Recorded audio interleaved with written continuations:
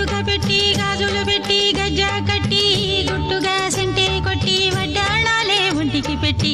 తెల్లని చీర కట్టి మల్లెలు చుట్టి కొప్పున పెట్టి పచ్చని పాదాలట్టి ఎర్రని బొట్టు పారాణెట్టి చీకటింట దీపమెట్టి చీకు చింత పక్క నెట్టి నిన్ను నాలో దాచిపెట్టి నన్ను నీకు దోచిపెట్టి